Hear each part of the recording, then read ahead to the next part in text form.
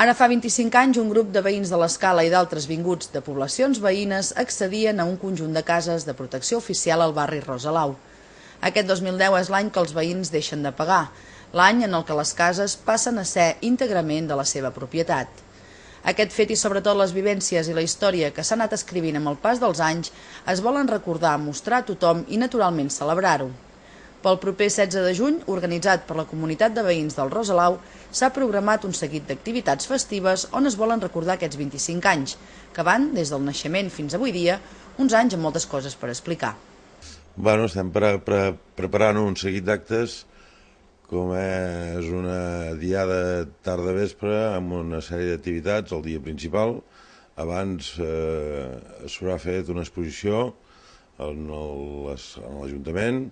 a nivell de fotografies, a nivell de vestits de carnaval amb la participació de la gent del barri en la festa aquesta de carnaval, més ara diem per l'Arnara que s'acosta, i hi ha un acte institucional, hi haurà un monolit que quedarà representatiu dels 25 anys, però el fet de que vulguem celebrar els 25 anys és degut a que hi havia una contractació de 25 anys que la gent en aquell moment deixaran de pagar perquè la casa ja quedarà en propietat d'ells. Tots sabeu que eren cases de protecció oficial, i hi ha una història dintre del barri que hem anat creixent, hem anat evolucionant, hem anat fent coses importants. Hi ha hagut diversos presidents en el que és la comunitat de veïns. S'està fent un llibre allà on aquesta història quedarà reflexada i on cada veí i la gent que vulgui ho podrà tenir la història del Rosalau des dels inicis fins a data d'avui. I el que ens ve molt de gust és celebrar-ho, no? I d'aquí ve que a l'Escala, a totes les entitats, abans de Nadal se'ls va fer arribar una carta demanant-los que si volien gustosament la seva col·laboració i que els invitàvem en aquest acte, malgrat que encara el calendari pròpiament no està fet, però sí que està molt avançat perquè ja fa quasi, diria, prop d'un any que hi estem treballant i estem cada dia que s'acosta ja queda menys com perquè les coses surtin com un voldrà que surtin. Bé. Des de bon principi es van organitzar activitats que plegaven els veïns aconseguint una bona relació entre tots.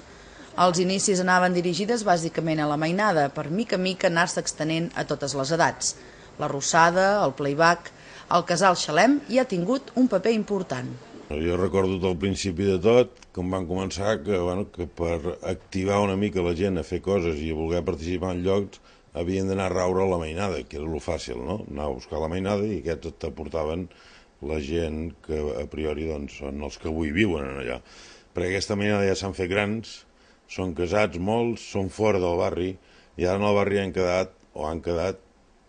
jo encara soc una mica jove, gent una mica amb l'edat avançada, a prop de jubilar-se, per jubilar-se, inclús ja n'hi ha de jubilats, està clar, no?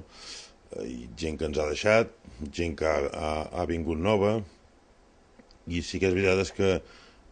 arrel d'aquella activitat que vam començar, amb un petit casal allà on hi havia fruites Núria, després vam anar a Can Bordes, que li vam dir que vam arreglar una sala, i últimament ja amb haver aconseguit que ens fessin el casal Xalem,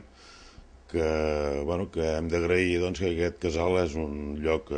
dinàmic, un lloc allà on es fan moltes coses, un lloc on la gent hi pot accedir-hi fàcilment a fer activitats lúdiques, inclús a nivell particulars, i vull dir que és un local allà on l'activitat pràcticament hi és sempre, no? I això també ens honora que vam aconseguir una cosa en el seu moment que ara avui en gaudeix tot el poble. La història és una mica llarga, per això de fet fem el llibre, perquè ho puguem constatar amb fotografies i amb dates i tota la informació que hem anat podent agafar, ara l'estan seleccionant, l'estan produint perquè aquest llibre sigui un reclam maco per